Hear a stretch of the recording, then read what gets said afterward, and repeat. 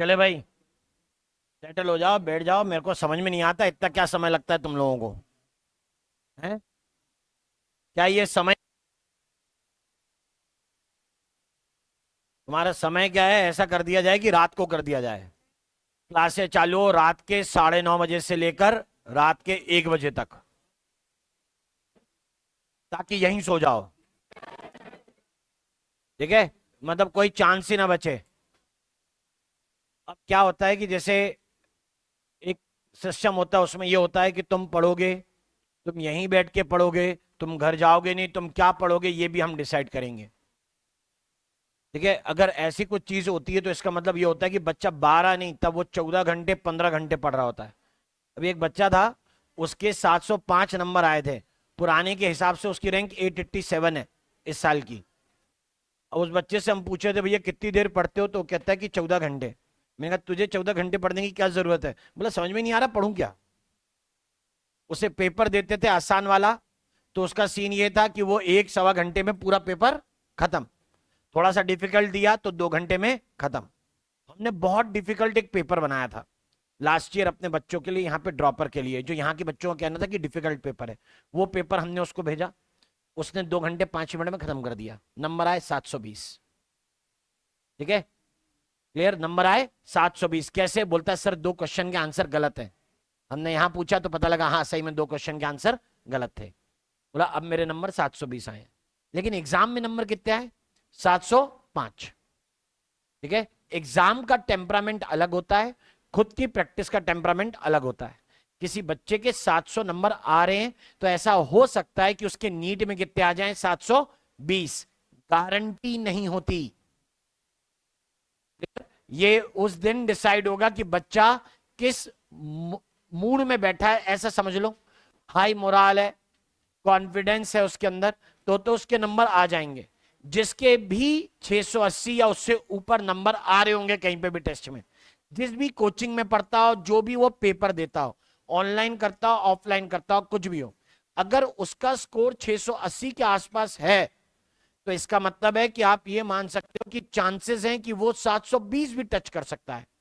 और 720 टच करने का मतलब कि वो टॉपर की लिस्ट में होगा। इस साल वालों को छोड़ दो, यूजुअली। ठीक है, because it is not easy. Paper easy आता होगा, लेकिन मैं आपसे कह रहा हूं ना, 100% चेस करना आसान नहीं है। जिस बच्चे का मैंने एग्जाम्पल दिया जिसकी रैंक 887 हो गई इस साल, वो बच्चा है जिसके हमेशा या फिर मोस्ट ऑफ द टाइम 720 आ रहे थे जहां पर भी वो पढ़ रहा था। लेकिन नीट में वो 720 नहीं ला पाया। उसके साथ में दूसरे कुछ थे जिनके 700 690 695 ऐसे नंबर आ रहे थे, उनके 720 आ गए। तो ये वो दिन था जिसने, अब ऐसा नहीं है कि उसको पेपर में कुछ नहीं आता है इसलिए उसकी गलती हो गई, आता था इसलिए गलती हो गई। Right, he lost his school. वो दिमाग को कंट्रोल नहीं कर पाया। उसको समझाया था पेपर जल्दी करने की जरूरत नहीं है, क्योंकि पेपर वाकई में इतना आसान आता है कि तू सच में उसको 2 घंटे में कर लेगा, लेकिन तुम्हें 2 घंटे में नहीं करना है। हाँ, तुम्हें 3 घंटे भी नहीं लेने। फिर भी नहीं माना, फिर भी उसने पेपर 2 घंटे 10 मिनट में कर दिया। धीरे करते करते 2 घंटे 10 मिनट। इंटेलिजेंट देखो, कितने लोग यहां पे पेपर फिजिक्स से चालू करते हैं? एक और बोलो। देखो सब पूछने लग गए सर कौन। एक है जो फिजिक्स से चालू करता है। मैं उसकी बात बता रहा हूं, पेपर हमेशा कैसे चालू करता था? फिजिक्स और केमिस्ट्री से। इस बार भी चालू किए, आसान मिली, पूरे के पूरे दाएं दाएं दाएं उड़ा दिए। ठीक है, कॉन्फिडेंस का लेवल इतना खतरनाक कि उसको लगा नहीं कि उसको फिजिक्स में किसी चीज को रीचेक करने की जरूरत है भी। क्योंकि हम एक स्ट्रेटेजी बताते हैं पेपर को अटेम्प्ट करने की, जिसमें कहते हैं कि पहले राउंड में वो क्वेश्चन करो जो तुम्हें आते हैं। अफसोस सारे आ रहे हैं।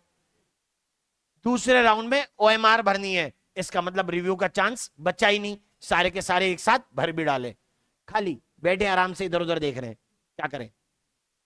हम क्या कहते हैं, पहले राउंड में वो क्वेश्चंस करिए जो आपको लगता है कि आपको आ रहे हैं। उसे लग क्या रहा है, उसे आ ही रहे थे, कर डाले, सब सॉल्व हो गए। ऐसा सिखाया कि जिस फिजिक्स क्वेश्चन में 1 मिनट से ज्यादा लग रहा है उसे फर्स्ट राउंड में सॉल्व नहीं करना। और इस साल कोई क्वेश्चन उसके लिए ऐसा था नहीं जो 1 मिनट में सॉल्व हो ना रहा हो। उसको लगा सब हो रहे हैं, सब सही चल रहा है, लगा दो। बोला सर सेकंड राउंड में तो मैंने सिर्फ OMR भरी है, क्योंकि आंसर सारे के सारे फर्स्ट राउंड में हो गए थे। मतलब उसने OMR भर के 2 घंटे 10 मिनट साइन कर दिए, अंगूठा लगा दिया, सब कर दिया, फिर भी समय नहीं कट रहा है। क्या करें? फिर मालूम है क्या बोलता रहा? जब रिजल्ट आया और ये सारे कांड निकले ना, टाइम लॉस हुआ, बच्चों का बोनस मिले, मालूम क्या बोलता है? सर टाइम लॉस तो मेरे सेंटर पे भी हुआ था। मैंने कहा क्या? बोले सर 15 मिनट तो उन्होंने साइन लेने और अंगूठा लगवाने में करवा लिए। मैंने कहा तुझे क्या फर्क पड़ रहा है उससे?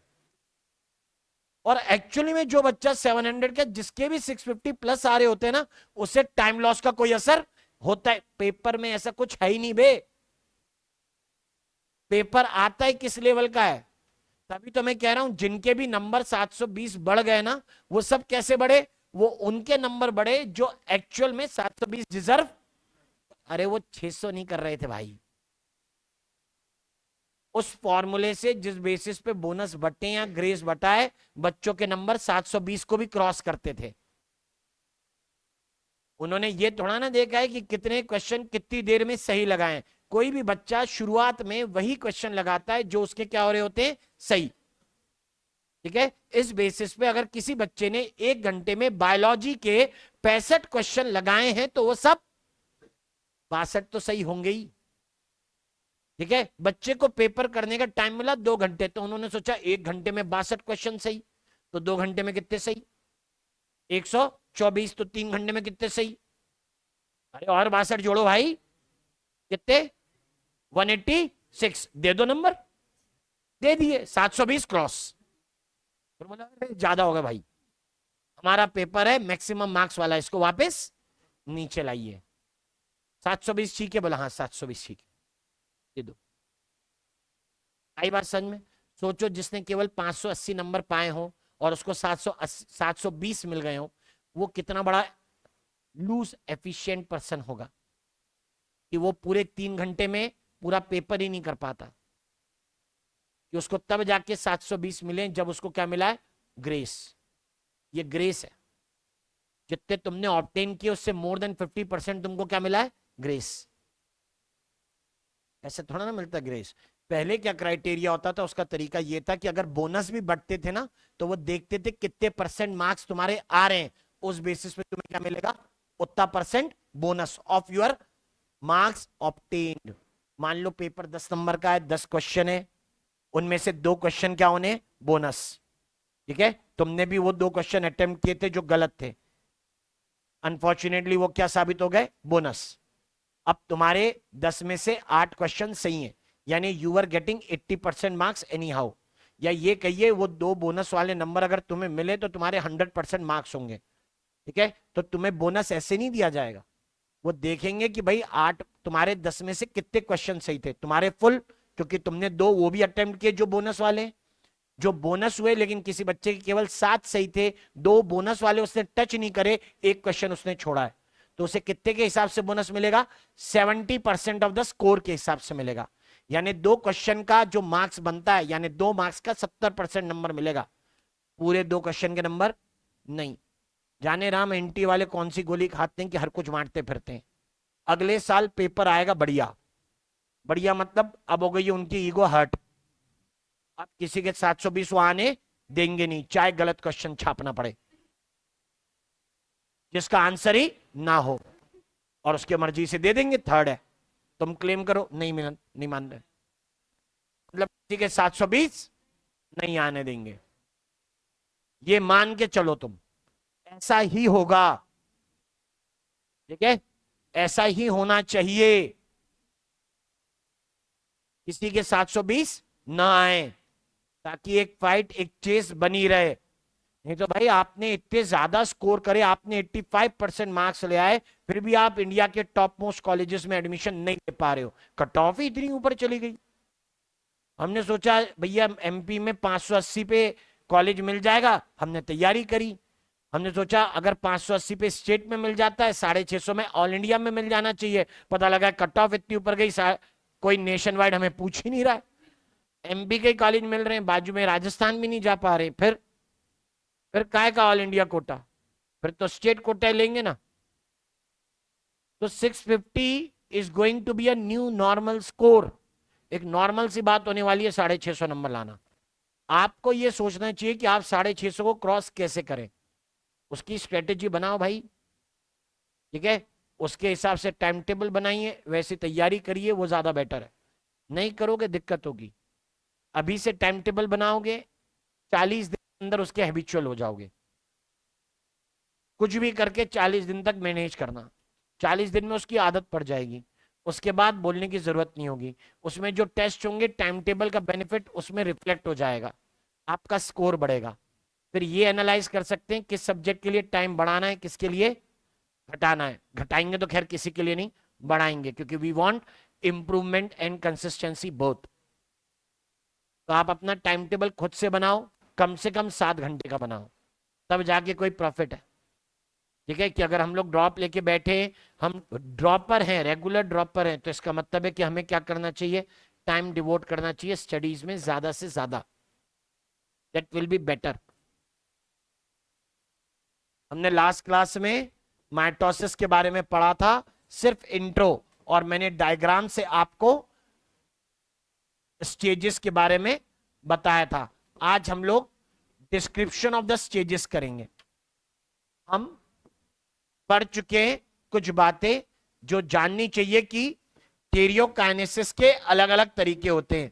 कैरियोकाइनेसिस के ये अलग अलग तरीके, एक माइटोसिस, दूसरा मियोसिस होगा, और तीसरा एमाइटोसिस होगा। ये याद रखो कि टाइप जो पढ़ रहे हैं वो इस बात पे डिपेंड करता है कि सेल टाइप क्या है और ऑर्गेनिज्म की नीड क्या है। उस बेसिस पर हम लोग कैरियोकाइनेसिस के अलग अलग टाइप पढ़ेंगे। ग्रोथ करनी है माइटोसिस, गैमीट बनाने मियोसिस हो सकता है। ठीक है, ए माइटोसिस हम पढ़ते नहीं है, जाने दो, हमें इन दोनों से मतलब है। राइट, आगे माइटोसिस के बारे में पढ़ते हैं। तो ये था डायग्राम, जो स्टेजेस हम लोगों ने लास्ट क्लास में बनाई थी। शुरुआत बता रहे थे कि एस और G2 के बाद में कौन सा इवेंट आया है, प्रोफेस। यानी एस और G2 में डीएनए एक दूसरे से उलझे हुए हैं, अलग नहीं हो पा रहे हैं, आप उसे कहते हो टेंगल्ड हैं। जैसे प्रोफेस की तरफ सेल बढ़ने लगता है एस और G2 के बाद, ये डीएनए फाइबर्स अलग होने लगते हैं और अनटेंगल होकर कॉम्पैक्शन की तरफ बढ़ते हैं, जिससे बनता है क्रोमोसोम। प्रोफेस में मैंने ऑब्जर्व किया कि क्रोमोसोम का अपीयरेंस पहली बार है, जिसमें हर सेंट्रोमियर पर 2 क्रोमेटिड जुड़े हुए दिखाई दे रहे हैं।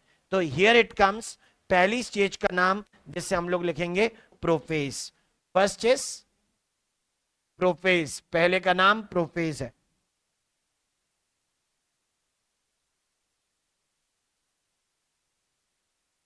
तो प्रोफेस के लिए इतना कह सकता हूं that prophase follows S and G2। S और G2 के बाद में आता है prophase follows S and G2 phase. S और G2 फेज को फॉलो करेगा।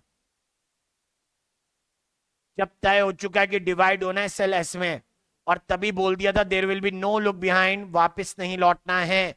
एस से सेल ऑब्वियसली कहां मूव करता है, G2 में, उसके बाद आएगा प्रोफेस। अब एस और G2 जब हो गए तो हम कहते हैं एस और G2 में, एस G2 में डीएनए वॉज इंटरवाइंड, मतलब कह सकते हैं टेंगल्ड था। आपस में उलझा हुआ था, उससे सुलझाना होगा। प्रोफेज सबसे लंबी इवेंट है, clear, prophase is longest event.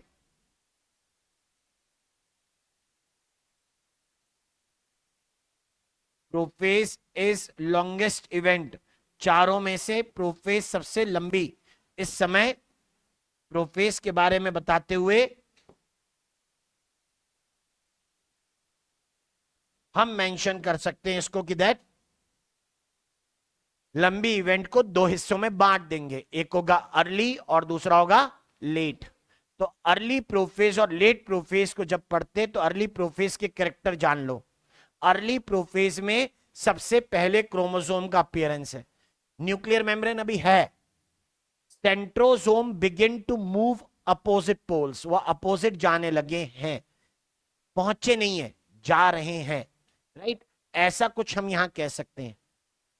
जहां क्रोमोसोम की कंडेंसेशन या कॉम्पैक्शन चालू था, हमने ऑब्जर्व किया कि सेंट्रोसोम किनारे पर पहुंच गए और उन्होंने क्या बनाया, एस्टर, राइट। उन्होंने एस्टर बना लिए। ये एनिमल सेल की बात, प्लांट सेल में ऐसा नहीं होता। और न्यूक्लियर मेम्ब्रेन डिसइंटीग्रेट हो गई, that will be the late prophase, chromosome compaction चालू है, राइट। ऐसा मेंशन करते हैं।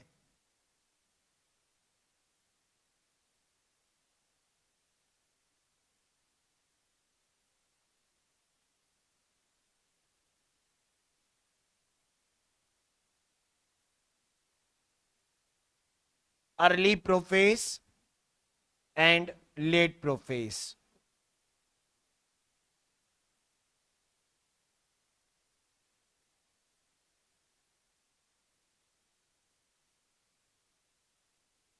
तो अर्ली और लेट प्रोफेज को मेंशन करते समय we will be telling this, first appearance of chromosome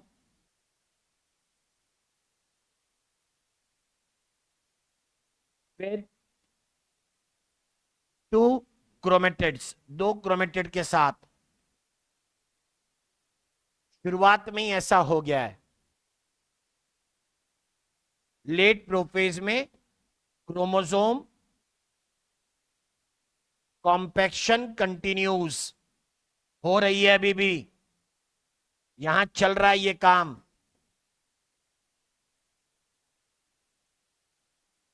कि यहां मेंशन करता हूं कि अगर एनिमल सेल है तो, if it is animal cell, in animal sales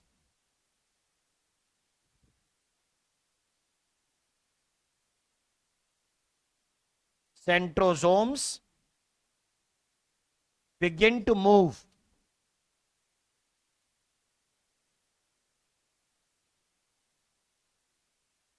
to opposite poles, opposite लिखा है शॉर्ट में, अपोजिट पोल की तरफ जाने लगेंगे। लेट प्रोफेज में ही एंड ऑफ प्रोफेज भी बोलूंगा। तो end of prophase is marked with, जब एंड ऑफ प्रोफेज में मैंने माइक्रोस्कोप के नीचे सेल को देखा तो उसमें मैंने देखा न्यूक्लियर मेम्ब्रेन नहीं दिख रही, एंडोप्लाज्मिक रेटिकुलम, गोल्जी अपराटस भी, न्यूक्लियोलस भी गायब। ठीक है, ये चीजें नहीं है।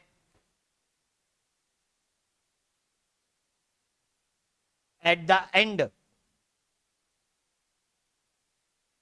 Cell viewed under microscope. ये यार जबरदस्त है। किताब किसको एक्सप्लेन कर रही है, एनिमल सेल को। और स्कूल में क्या करते हैं, स्कूल में आपको दिखाते हैं plant cell, onion, root, tip, बोलते देखो माइटोसिस, दिखता कुछ नहीं है, समझ में कुछ नहीं आता है। ठीक है, क्लियर। वो स्लाइड होती है, उसमें समझ में कुछ नहीं आता, मैडम बोल रही होंगी देखो देखो, हम भी बोलते हाँ हाँ हाँ हाँ, फिर बोलेंगे ये माइटोसिस का मेटाफेज है, हम भी बोलते ओके। अब उसमें होते हैं बहुत सारे सेल, स्लाइड में एक सेल थोड़ा ना होता है। अब उसमें जरूरी नहीं है कि सारे सेल एक ही फेज में हो। देखो सुनो, कोई स्ट्रक्चर अगर मल्टी सेलुलर है, जैसे रूट टिप मल्टी सेलुलर है, तो उसमें एक पॉसिबिलिटी ये है कि वहां पे सेल सिंक्रोनस हो, मतलब सेम टाइम पीरियड में हो। लेकिन ये ऑब्टेन करने के चांसेस कम है। जब तुमने सेक्शन कट करे तो कुछ सेल पुराने, कुछ सेल एकदम नए आए, यानी कुछ में डिवीजन हो रहा होगा, कुछ अभी तैयार है ही नहीं। अब पता नहीं कहां वो डार्क डार्क सा स्ट्रक्चर क्रोमोसोम का होगा, उसके बेसिस पे कोई बोल रहा है कि ये माइटोसिस है। आजू बाजू में कुछ नहीं दिख रहा है, वो सेल शायद यंगर है, जहां डिवीजन हो रहा है वो अभी डिवाइड करके चल ही रहे हैं। तो इसलिए वहां पे सारे सेल एक जैसे स्टेज में दिखाई दे ऐसा जरूरी नहीं है। लेकिन देख, किताब में हमें एनिमल सेल दिया है और लैब मैनुअल में हमें प्लांट सेल के बारे में बताते हैं। अगर कोई पूछे तुमसे कि mitosis is best studied in, answer है रूट टिप। समझ गए? क्लियर? कॉमनली जो चीज पढ़ी जाती है वो रूट टिप के सेल होते हैं जो माइटोसिस को डेमोस्ट्रेट करते हैं। किताब इसलिए एनिमल को बता रही है कि ये तुम लैब में नहीं देख पाओगे, इसकी फोटो मैं छाप देता हूं। समझे? वो तो बात अलग है, एनिमल की कौन सी देख पाते। ठीक है, वो भी नहीं देख पाते हम लोग ऐसे। At the end cell viewed under microscope lacks nuclear envelope. Nuclear envelope नहीं है, न्यूक्लियोलस नहीं है, एंडोप्लाज्मिक रेटिकुलम नहीं है, गॉल्जी भी नहीं है। तब ऐसा है कि प्रोफेस से मेटाफेस जाना यानी ट्रांजिशन करना, ये कोई परफेक्ट टाइमिंग नहीं है। बस इतना कह देते हैं कि प्रोफेस का एंड मतलब मेटाफेस की बिगिनिंग। ये दो पॉइंट लिखे, एक पॉइंट और होगा और हम कहेंगे ये क्या हो गए, एस्चर बन गए। एनिमल सेल होता तो यहां पे एस्चर की बात में करता।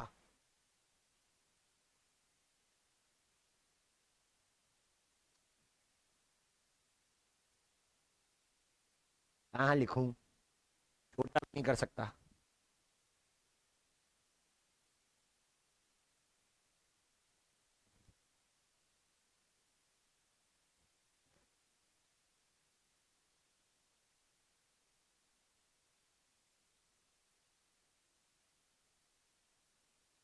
हाँ, डायग्राम एनिमल के पढ़ रहे हैं इसका मतलब ये थोड़ा ना कि एनिमल में कॉमन स्टडी होती है ना, प्लांट में, जिसे ग्रो करके कंट्रोल करना आसान। ठीक है, ये पहुंचे क्या? इधर देख लो, डायग्राम जरूरी है। ओए रुक जा,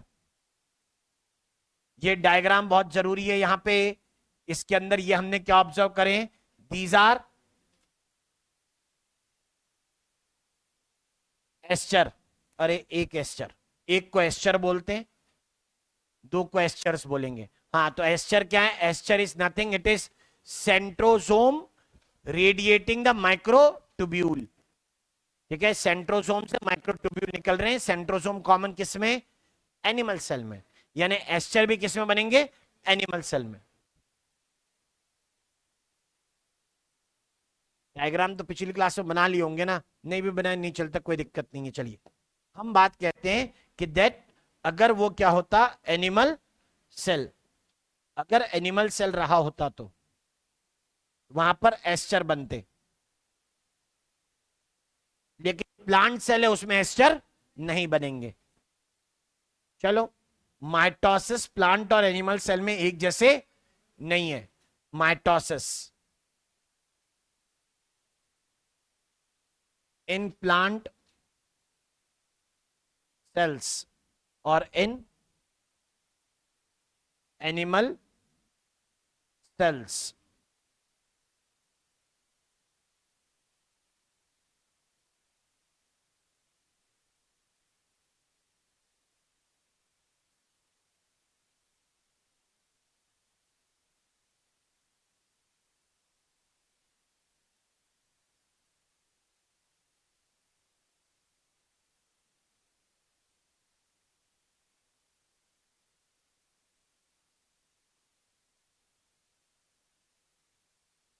चलो इसको समझ ले जरा। तो प्लांट और एनिमल में क्या डिफरेंस आ गया वो जान लो। प्लांट सेल में सेंट्रोसोम नहीं है, लैक सेंट्रोसोम।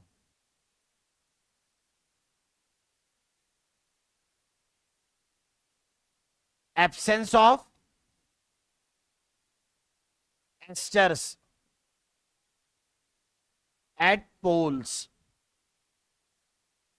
अच्छा, इस बेसिस पे माइटोसिस इन प्लांट सेल के लिए नाम सेंट्रोसोम नहीं है, इसलिए लिखते हैं ए सेंट्रिक, और एस्टर नहीं बने इसलिए लिखते हैं अन एस्ट्रल माइटोसिस।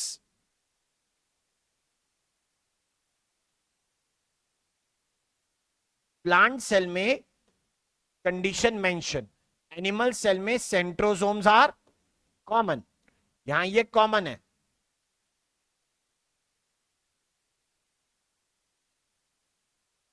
तो सेंट्रोसोम के होने के कारण हम लिखते हैं फॉर्म एस्चर्स एट पोल्स, इन्होंने एस्चर्स बनाए पोल पे। दो पोल पे कितने एस्चर? दो, तो दोनों किनारे पर एस्चर है, इस बेसिस पे नाम दे रहे हैं, एस्चर के होने के कारण हम लोग नाम दे रहे हैं कि एक यहां सेंट्रोसोम है इसलिए लिखूंगा सेंट्रिक, और दूसरा एस्चर बना है इसलिए लिखूंगा एम्फी, एक भी नहीं दोनों तरफ बना है, एम्फी एस्ट्रल माइटोसिस।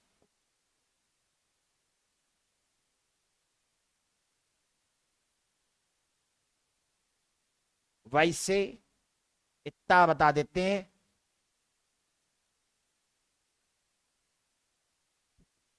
कि स्टडी के लिए हमने प्लांट सेल को चूज किया था माइटोसिस के लिए।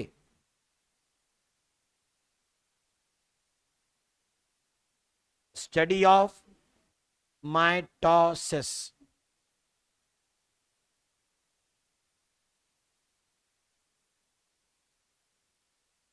commonly used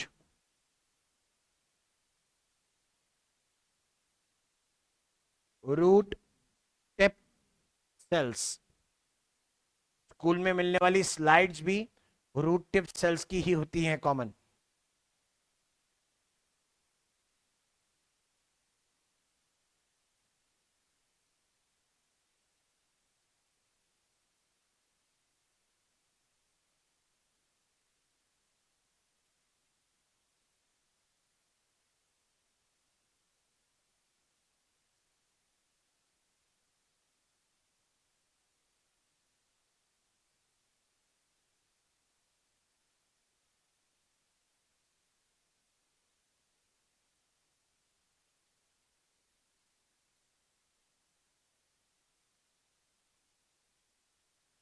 done.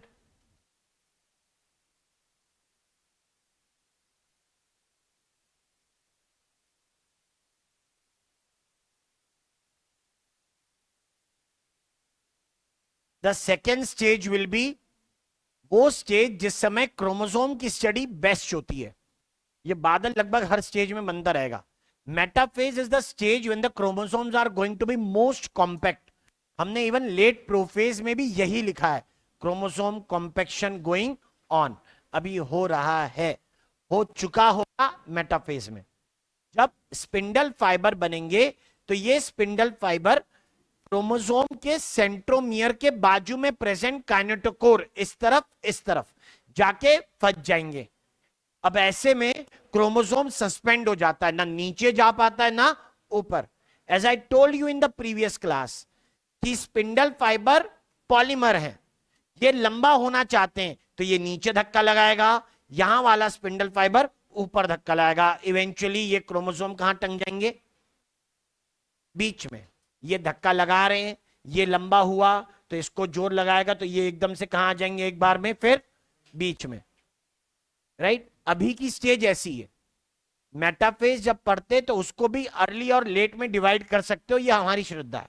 तो ऐसे में ये अर्ली हो गया और ये लेट। डायग्राम के हिसाब से this is transition to metaphase, और ये मेटाफेज कैरेक्टरिस्टिक इवेंट, ये मेटाफेज का एक्चुअल कैरेक्टरिस्टिक इवेंट है।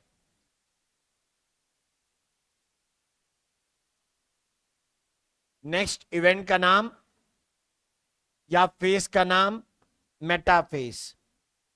सिग्निफिकेंस कि metaphase is useful for the study of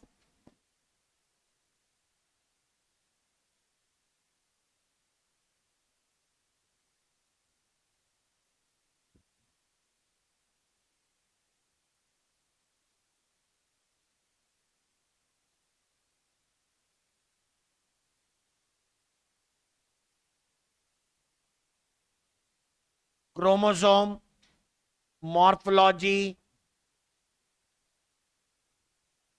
यहां पे मॉर्फोलॉजी का मतलब होगा पार्ट्स एंड साइज। बेटा शेप नहीं, शेप एनाफेज में रिवील हुआ था। क्रोमोसोम मॉर्फोलॉजी इन कौन सी स्टेज में पढ़ी जाएगी? मेटा फेज में। रीजन में बता चुका हूं कि इस समय क्रोमोसोम सबसे ज्यादा कॉम्पैक्ट है, इससे ज्यादा कॉम्पैक्ट क्लियर कहीं दिखाई नहीं देते।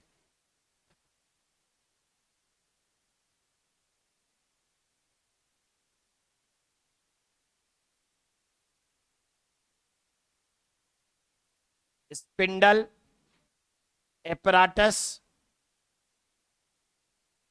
Is formed. तो मैंने यहां देखा कि ये वो स्टेज है जहां पर न्यूक्लियर मेम्ब्रेन है ही नहीं। यानी आप ये कह सकते हो metaphase beginning is marked by, कि मेटाफेज की बिगिनिंग के लिए कह सकते हो न्यूक्लियर मेम्ब्रेन नहीं है। Disappearance of nuclear envelope. Nuclear envelope गई मतलब सेल किस में पहुंच चुका है? मेटाफेज के अंदर। Spindle apparatus is formed. Chromosomes,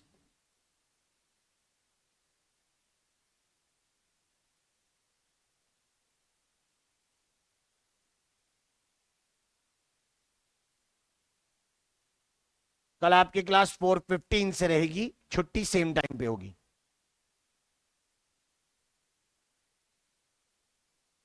time आना तो यही बोलो ना, 3:30 पे ही आना है भाई, है ना? अरे क्या करेंगे 45 मिनट रखाएंगे तुम्हारा।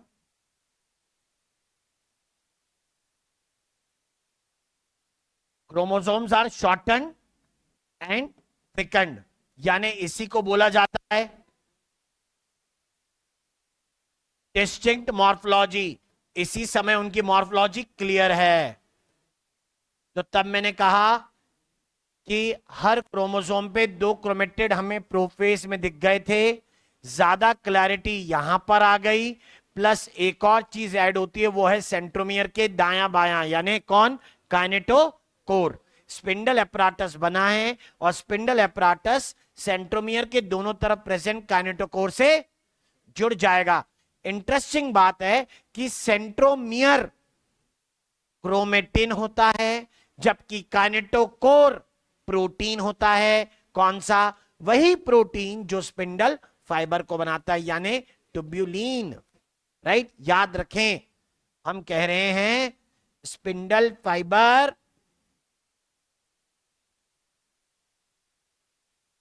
गेट अटैच्ड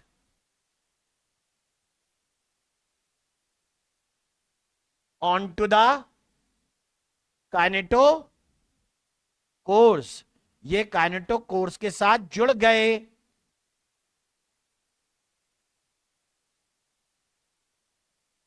ठीक है, ये काइनेटोकोर्स के साथ जुड़ गए, और जब ये काइनेटोकोर्स के साथ जुड़ गए तो क्या मेंशन करते हैं वो सुनो। कहां है काइनेटोकोर्स के साथ? ये कैसे हैं? याद रखो, प्रोटीनेशियस। ये कैसे हैं? प्रोटीनेशियस। बिल्कुल धोखा नहीं खाना। सेंट्रोसोम, सेंट्रोमियर, काइनेटोकोर तीनों अलग अलग हैं। सेंट्रोसोम ऑर्गेनल है, सेंट्रोमियर क्रोमोसोम का एक पार्ट है, ऑर्गेनल नहीं। ठीक है, काइनेटोकोर भी क्रोमोसोम पर प्रेजेंट है, लेकिन हमेशा के लिए नहीं। ये क्रोमेटिन नहीं होता। क्रोमेटिन मतलब DNA plus protein plus RNA, जबकि काइनेटोकोर सिर्फ प्रोटीन। कौन सा वाला? स्पिंडल फाइबर वाला। मतलब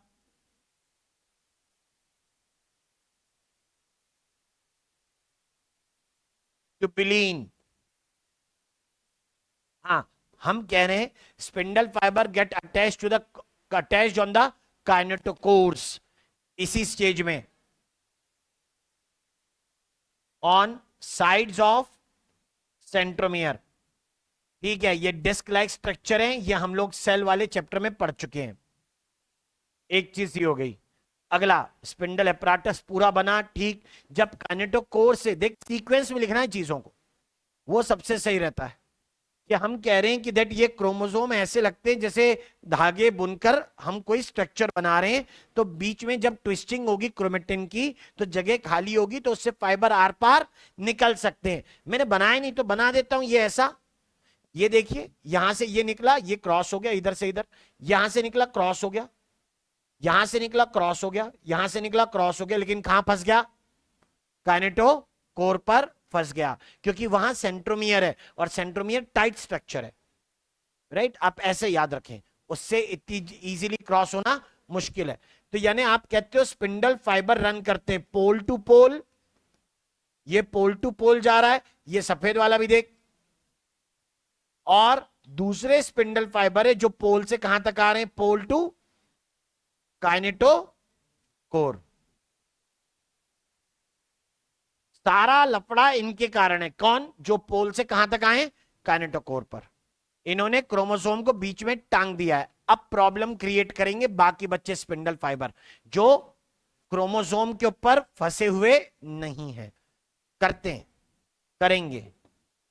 यहां सुनो, क्रोमोसोम्स अलाइन एट इक्वेटर,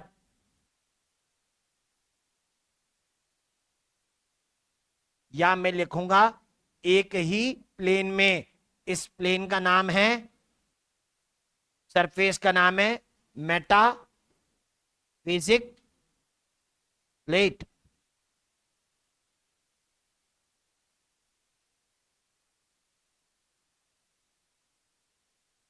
सब बीच में आ गए, दोनों तरफ से एक बराबर टेंशन लग रही है उनको, इसलिए बीच में टंगे हुए हैं।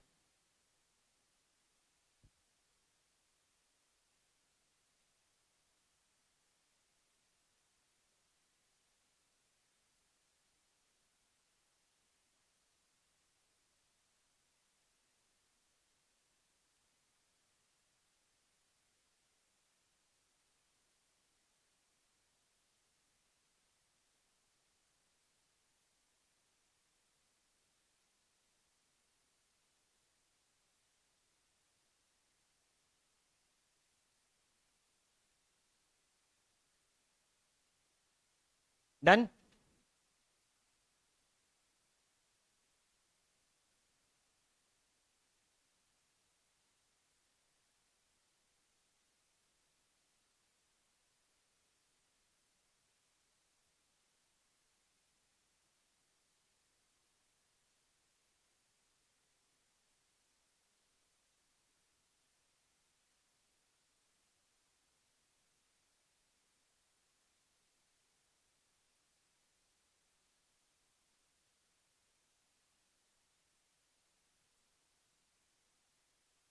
हुआ ये? डायग्राम को देख के पहचानना सीखे, ये ट्रांजिशन टू मेटाफेज है, वो मेटाफेज है। ये जब सब इकट्ठे हो जाते हैं ना, इनके इकट्ठे होने को कहते हैं इवेंट एज कांग्रेशन।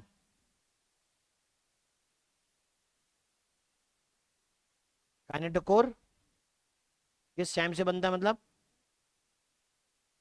वो देखा है कुछ बच्चे पतंग उड़ाते हैं, उनकी पतंग खंबे पे फंस जाती है तारों के बीच में, तो वो क्या करते हैं, एक पत्थर लेते हैं, उस पे बांधते हैं धागा, वही जिससे वो पतंग उड़ा रहे होते हैं, उसको ऐसे घुमाते हैं और यूं फेंकते हैं, पतंग के ऊपर वो पड़ती है और उसको वो वापस नीचे खींच लेते हैं। यही हरकत यहां पर हुई थी।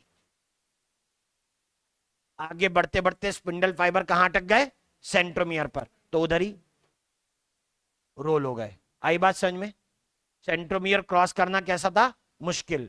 लेटर टॉपिक्स में हम लोग पढ़ेंगे हेट्रोक्रोमेटिन, जहां डीएनए ज्यादा कॉम्पैक्टली पैक्ड होता है, सेंट्रोमियर उसकी एक जगह, तो वहां से क्रॉस करना मुश्किल हुआ, तो वो वहीं पर ही झुल झुल के गोल हो गए।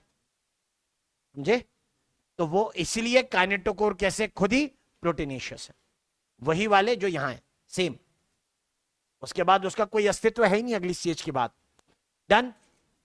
अब भैया देख, चीजें फाइबर है, अगर कोई चीज फाइबर होगी तो ऑब्वियस सी बात है वो अगर इलोंगेट करेगी पॉलीमर होने के कारण, तो ये लंबा होना चाह रहे हैं कौन, ये वाले, ये ग्रीन और व्हाइट जो बने हैं ना पोल टू पोल, ये क्या होना चाह रहे हैं, लंबा।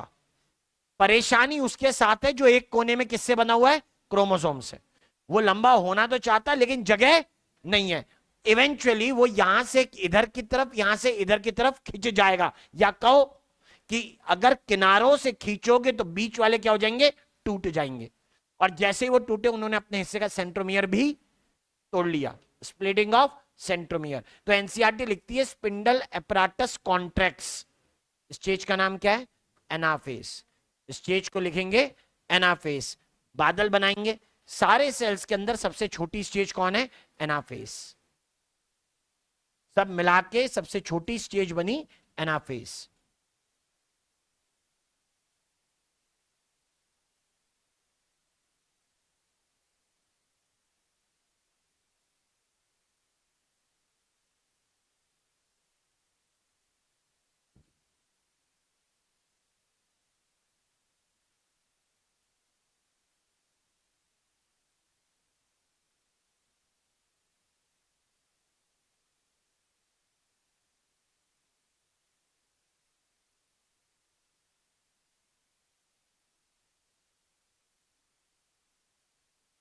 हो क्या रहा है वो समझें।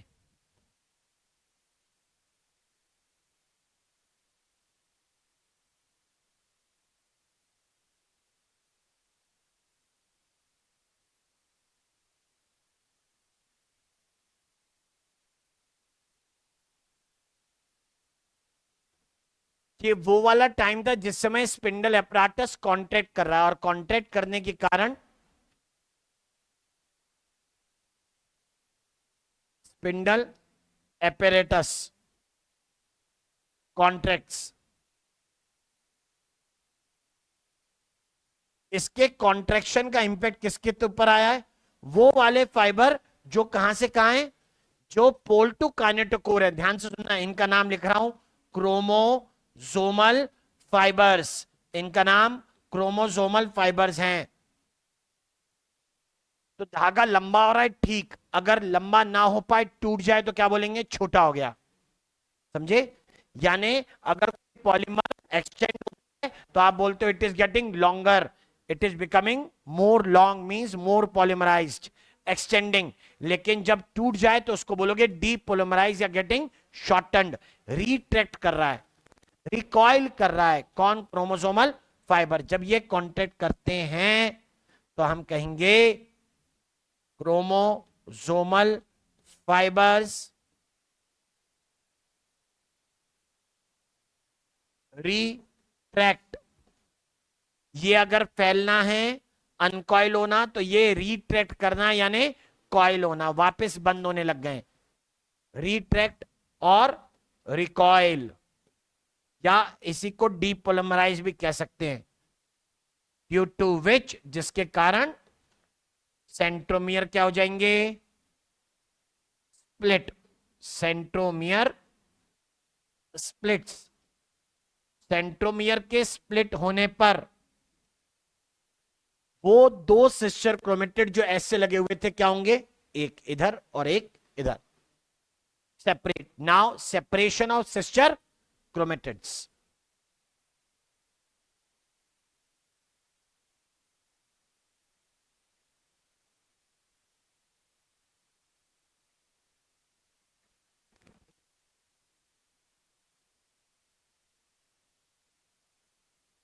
मैं बताया सिस्टर क्रोमेटिड को तुम डॉटर क्रोमोसोम बोल सकते हो। अब हमने दो ही क्रोमोसोम लिए थे, लेकिन यहां देख ले पीछे डायग्राम, कितने क्रोमोसोम है, दो।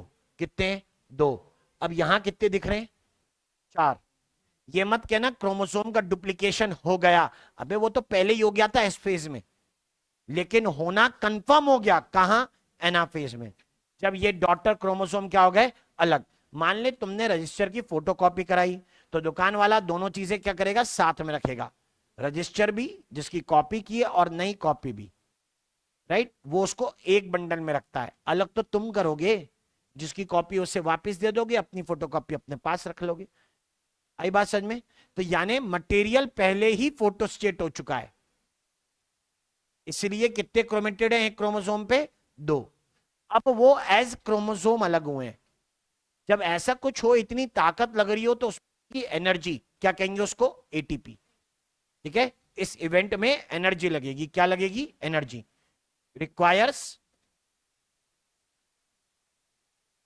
ATP energy.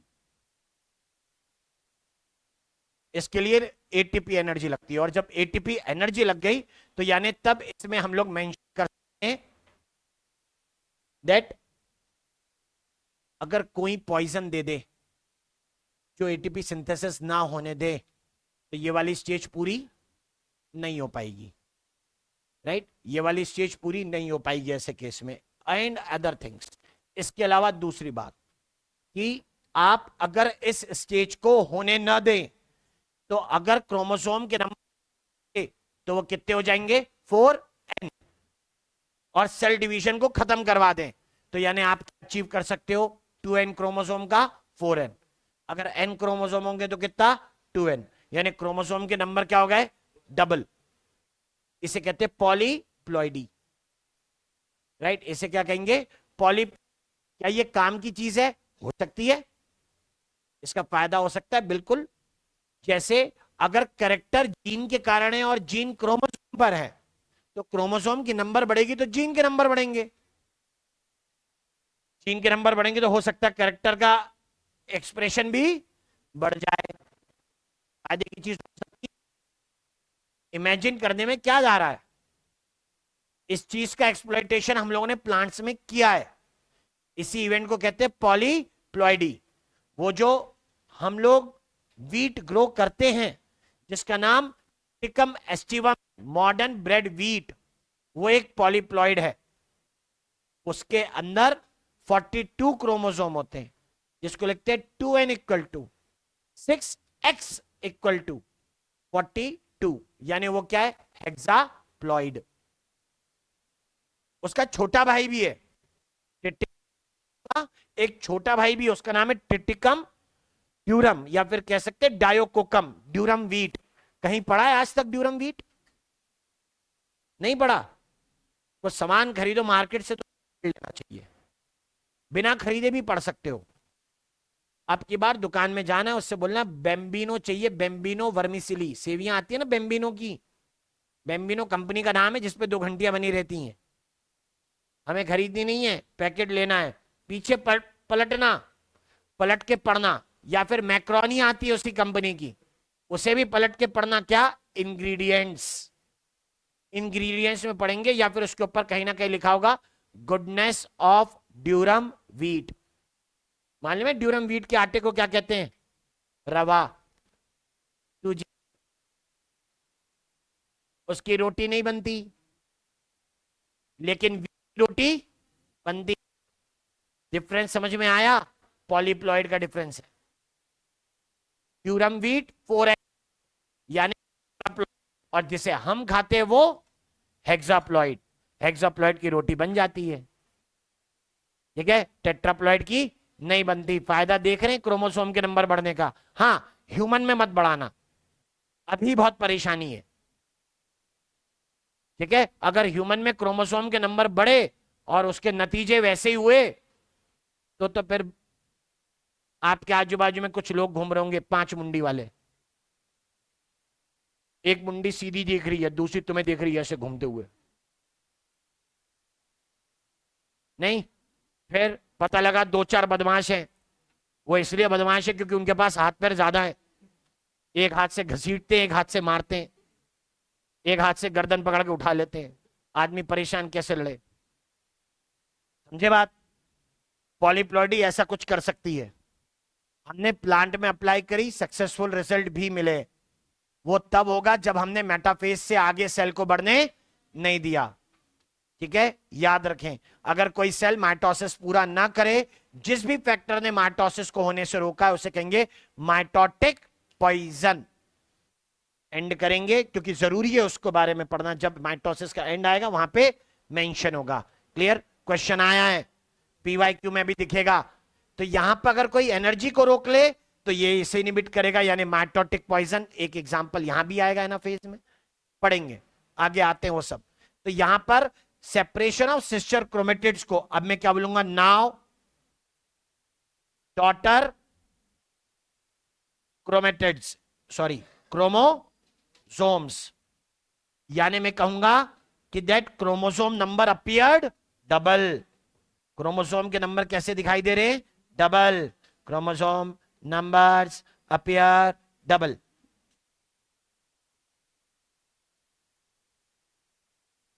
देख ले, सुन ले, ये नहीं कि क्रोमोसोम के नंबर डबल हो गए हैं, वो पहले ही थे, अब दिखेंगे, ये डिफरेंस है। तो इस सेपरेशन के लिए नाम दिया गया है। इस सेपरेशन के लिए जैसे एक लाइन पे आना कांग्रेशन था, ये जो सेपरेशन हुआ है जो एटीपी के ऊपर डिपेंडेंट है, उसके लिए लोगों ने नाम दिया एनाफेजिक मूवमेंट। ये इसका कैरेक्टरिस्टिक है। अच्छा, यही टाइम है जिस समय आप क्या पढ़ पाओगे, शेप ऑफ क्रोमोसोम। ठीक है, यही समय होता है जब आप क्या पढ़ पाएंगे, शेप ऑफ क्रोमोसोम भी पढ़ पाएंगे। इससे पहले सारे क्रोमोसोम छोटे या बड़े एक्स के जैसे दिखाई दे रहे थे।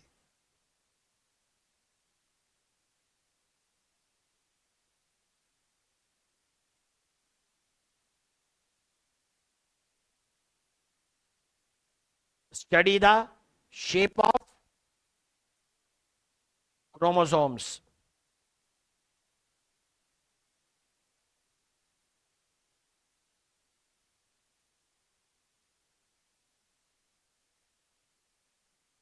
तुम्हारे पीछे वाला, हाँ बस तुम ही। क्रोमोसोम के शेप कितने होते हैं? अरे तुमने भैया बैठ जा। कितने होते हैं? तुमसे पीछे कोई नहीं है, उसी से बात कर रहा हूं। तुम लास्ट हो भाई। कितने क्रोमोसोम? क्रोमोसोम के शेप कितने होते हैं? सुन के बोला ना बेटा, आगे पूछ लूंगा। कितने? अबे तुमसे पीछे वाला बे, मैंने बोला ना जिससे पीछे कोई नहीं है। कितने शेप है क्रोमोसोम के? चार। कौन कौन से चार? क्योंकि बेटा जिसने चार बोला उसके तो मैं पूछ ही लूंगा। चार कौन से? वो माइटोसिस की चार स्टेजेस है, प्रोफेज मेटाफेज में। क्रोमोसोम के चार शेप पूछ रहा हूं, इधर नहीं है, पिछले चैप्टर में था। नोट्स हैं? नोट्स हैं, लिखे हैं?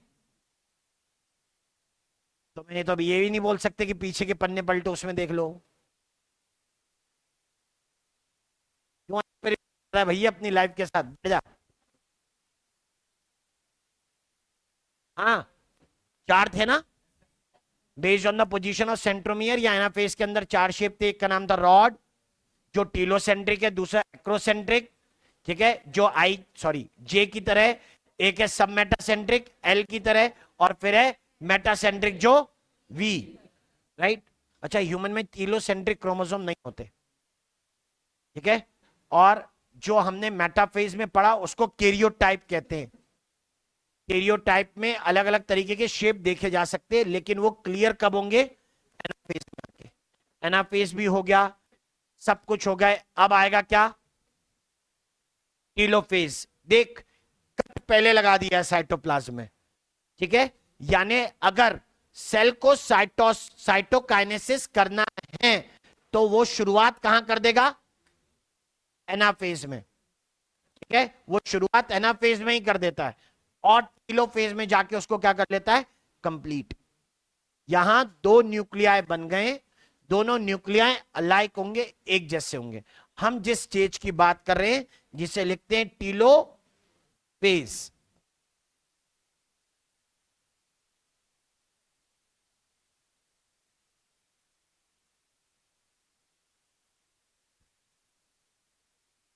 जब जिसे टीलोफेज मेंशन किया जाता है तो हम कहते हैं टीलोफेज के बारे में कि दैट, इसका बादल बड़ा इंटरेस्टिंग है भाई। ये बड़ा बढ़िया वाला एग्जाम्पल है, हम पहले डिस्कस कर चुके हैं हालांकि, शायद, I am not sure.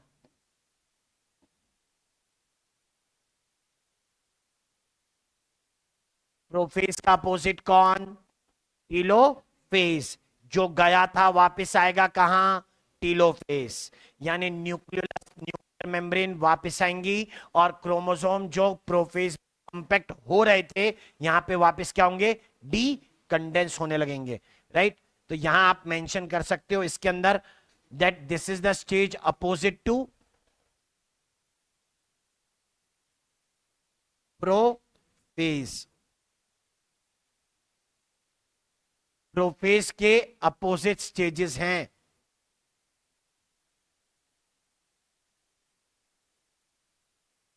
Telophase. On reaching the poles,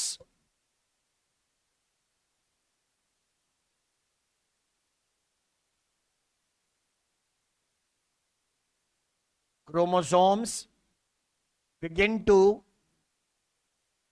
uncoil, वापस खुलने लगे।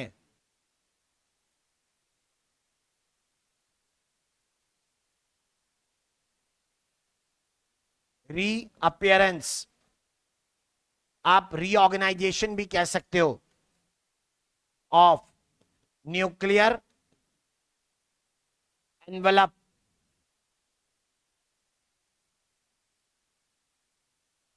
Nucleolus,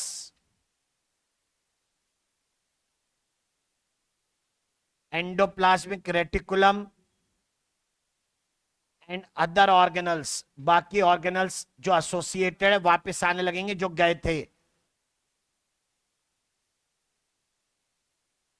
to alike daughter cells, दोनों जो बने वो अलाइक है, मतलब एक जैसे।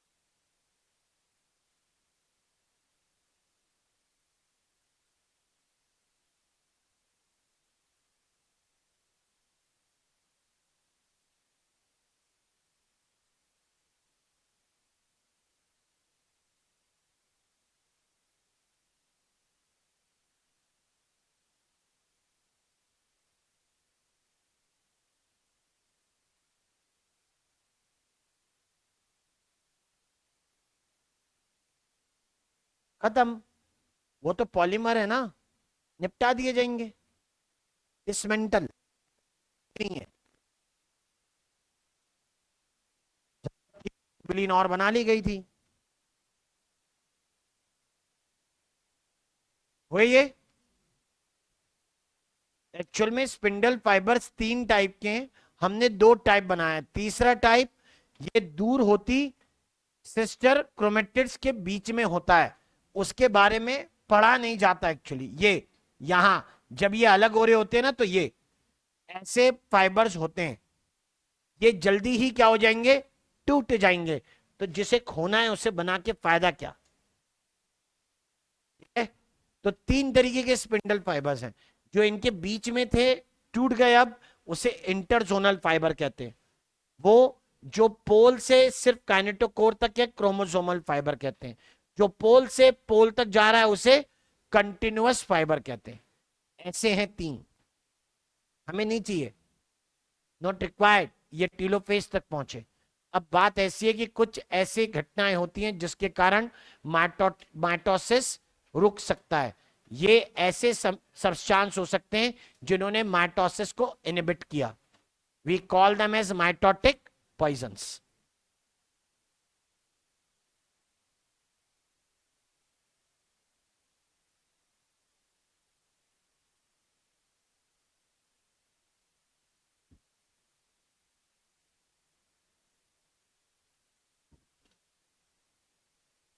Substances that inhibit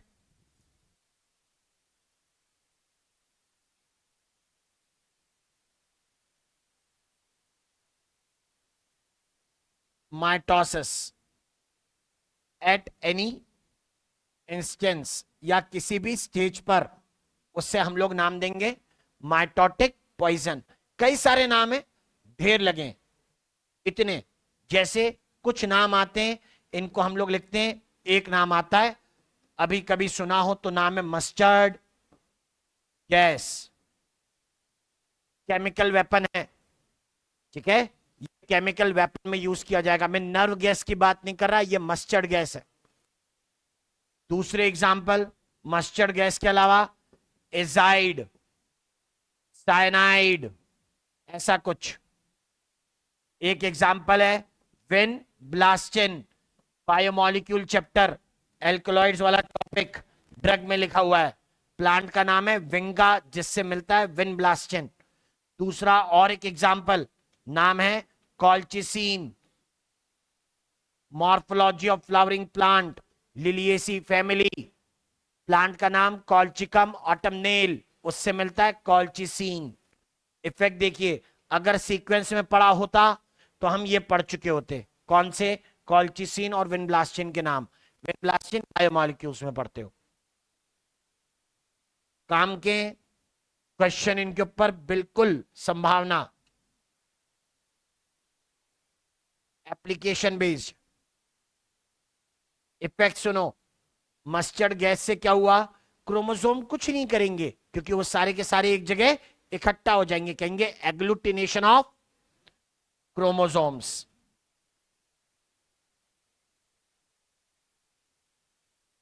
डिवीजन हो ही नहीं पाया, सारे क्रोमोसोम एक जगह इकट्ठे हो गए।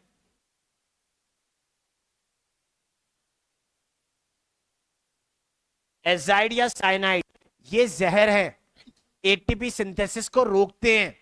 क्योंकि एटीपी सिंथेसिस नहीं हुआ तो वो सारे जो एटीपी के ऊपर डिपेंडेंट है वो भी नहीं होंगे। Inhibits ATP generation. हमने एटीपी का इंपैक्ट कहां पड़ा था? एनाफेज में। इसका मतलब किस चीज को रोकेंगे? एनाफेजिक मूवमेंट को। The chromosome will not go to the opposite poles. inhibits ATP generation, therefore stops migration of chromosomes to pole।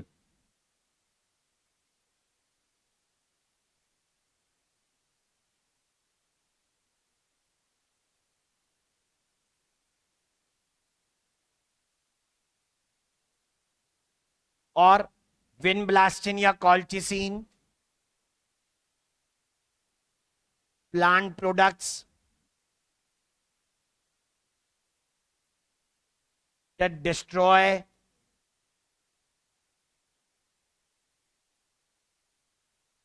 spindle apparatus, इसके कारण भी क्रोमोसोम अलग नहीं होते। हमें इनसे मतलब है, कॉल्चिसिन से पर्टिकुलरली।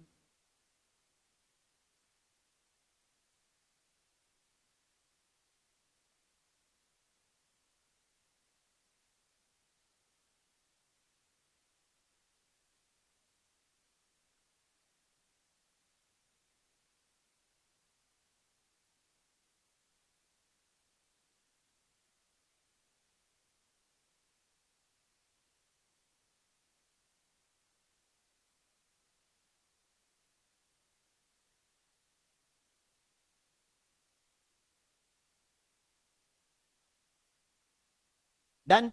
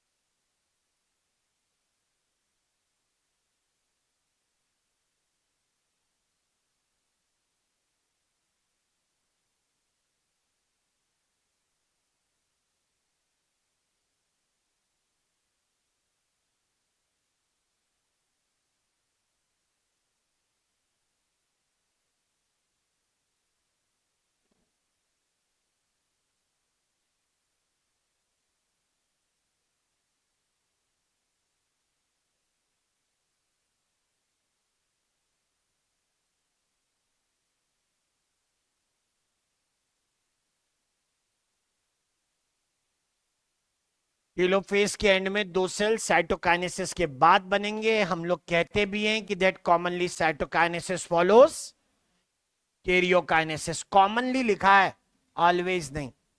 ऑलवेज वाला डिस्कशन बाद में। प्लांट और एनिमल सेल में साइटोकाइनेसिस के तरीके अलग होते हैं। कैसे अलग होते हैं? एनिमल सेल में साइटोकाइनेसिस अकर्स बाय, साइटोकाइनेसिस का तरीका, एक कॉन्ट्रैक्शन आएगा, कॉन्ट्रैक्शन आएगा बीच में सेल के, उससे बोलेंगे कॉन्ट्रेक्टाइल रिंग, या इसी का दूसरा नाम है, उसे कहते हैं cell furrow in plasma membrane. क्योंकि ये बीच की तरफ जाएगा,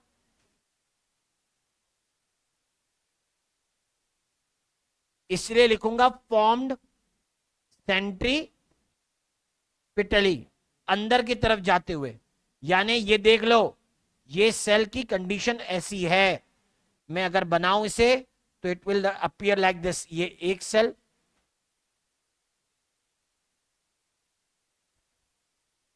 ये दूसरा सेल, बीच में काला कर दो, कर दिया।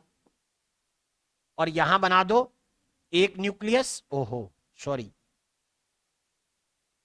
एक न्यूक्लियस, और ये दूसरा कहां की तरफ बढ़ रहा है? अंदर की साइड। क्योंकि ये एनिमल सेल है तो इधर आपको सेंट्रोमियर, सॉरी सेंट्रोसोम भी बनाने पड़ेंगे। ये रहे, दिस इज गोइंग इनवर्ड्स, ये अंदर की तरफ जा रहे हैं। Centripetal contractile ring. Plant cell की कहानी अलग है। प्लांट सेल की कंडीशन ऐसी पड़ी जाती है जिसमें हम कहते हैं कि यहां एक सेल है, इस सेल के पास में सेल वॉल पहले से है। जब हमने कहा कि अंदर क्या है, तो यहां पे दो न्यूक्लियस बना दे। ये दो न्यूक्लियाई हो गए, ये इसका न्यूक्लियाई और ये नीचे की तरफ दूसरा। तब हम कह रहे हैं इसके बाद यहां पर प्लाज्मा मेम्ब्रेन बढ़ चुकी है।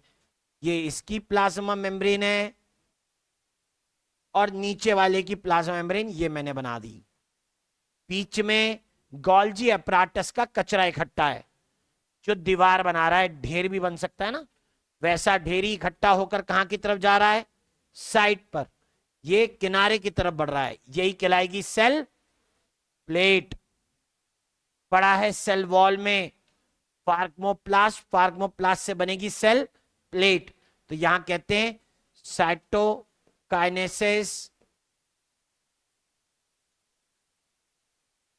टेक्स प्लेस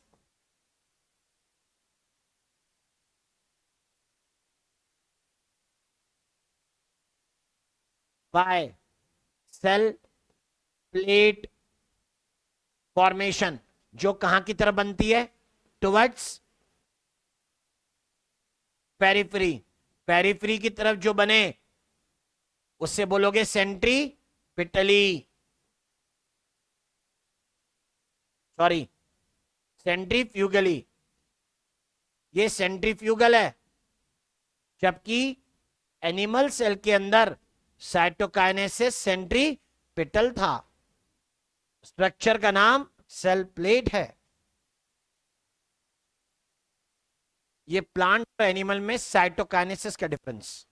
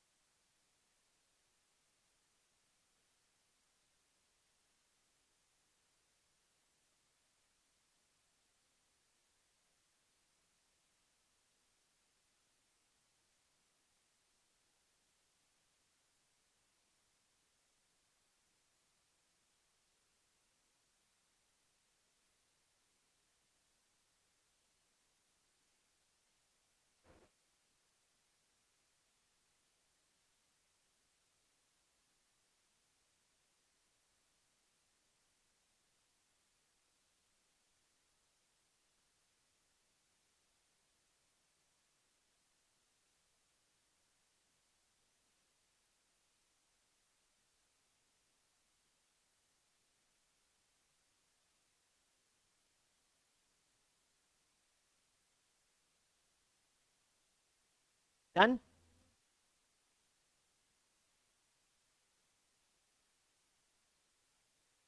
फरो का मतलब अंदर साइड नहीं है, फरो का मतलब कोई चीज जो बेंड करके या कर्वी होती हो उसे बोलते हैं। ऐसा जरूरी नहीं अंदर है, वो तो डिपेंड करेगा ना आजू बाजू का स्ट्रक्चर कैसे, उस पर बोलेंगे फरो। ठीक है। अब जैसे इसको अगर यहां से यहां की तरफ बोलेंगे तो ये रिज कहलाएगा क्योंकि उठा हुआ है। तो बीच का पोर्शन क्या डिप्रेशन है, तो उसको फरो बोल दिया। तुम कौन सी साइड से पढ़ रहे हो उसके ऊपर डिपेंड करेगा, ऐसा कोई जरूरी नहीं है फरो का मतलब। ठीक है। कट को फरो बोल सकते हो लेकिन नॉट ट्रूली, वैसा वैसा मान लो। डन। लेकिन माइटोटिक पॉइजन के इंपैक्ट पढ़ने, कि माइटोटिक पॉइजन किस तरीके के इफेक्ट एक सेल के डिवीजन के ऊपर डाल सकते हैं। हमारे पास एक एग्जांपल है जिसमें पढ़ेंगे फ्री न्यूक्लियर डिवीजन, यानी साइटोकाइनेसिस हुआ ही नहीं, दूसरा कैरियोकाइनेसिस कंप्लीट नहीं हुआ। ये दो तरीके के एग्जांपल हम लोगों को पढ़ने हैं। ओके। नेक्स्ट क्लास माइटोसिस का सिग्निफिकेंस, पॉलीप्लॉइडी और मियोसिस फर्स्ट एक बार पढ़कर आइएगा।